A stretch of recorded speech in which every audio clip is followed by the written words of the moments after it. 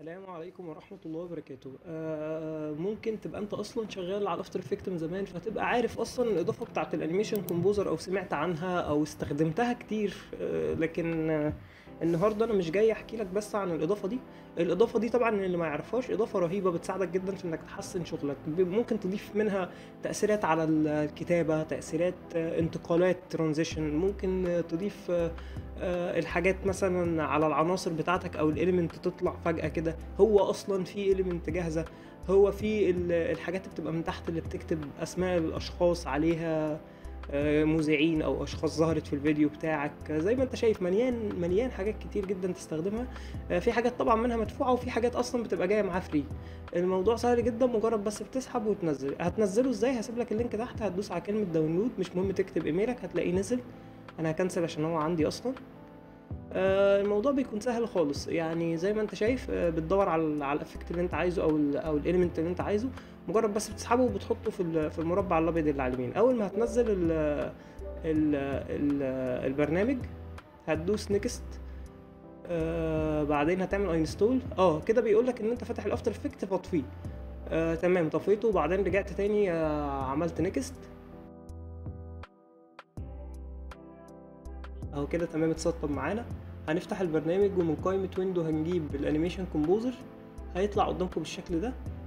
طبعا الموضوع سهل جدا. هنفتح مثلا الحاجة الاولانية دي، هتلاقي ان فيها تأثيرات، الانتقالات بقى اللي انت تضيفها، الكلام بتاع التكست، هتلاقي حاجات كتير قوي ممكن تستخدمها.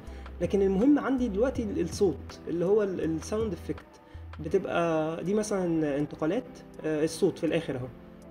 هنعمل ايه؟ هنختار من هنا، هنختار تاني واحدة وهنشوف.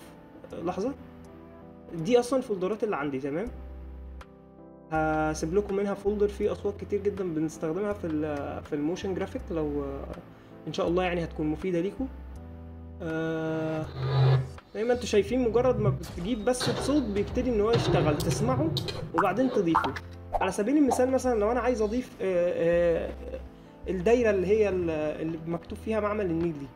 تمام، هو اصلا فيها اصوات. ثواني خليني امسحها، مسحتها. تمام، عايز مثلا اضيف، اسمع الاصوات واضيف للدايره صوت.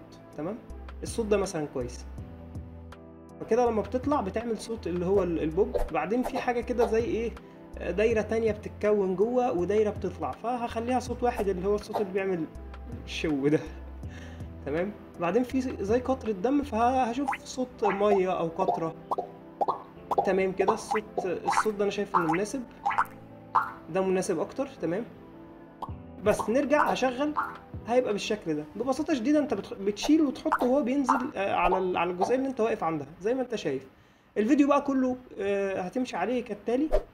زي ما انت شايف الاصوات كلها هتحطها كده بالترتيب في المنطقه اللي انت عايزها، ممكن وانت شغال وممكن بعد ما تخلص. برضه اتمنى يكون مفيد ليك، واتمنى ان انت ان هو فعلا يحسن لك في شغلك ويخلي الشغل شكله احسن. شكرا.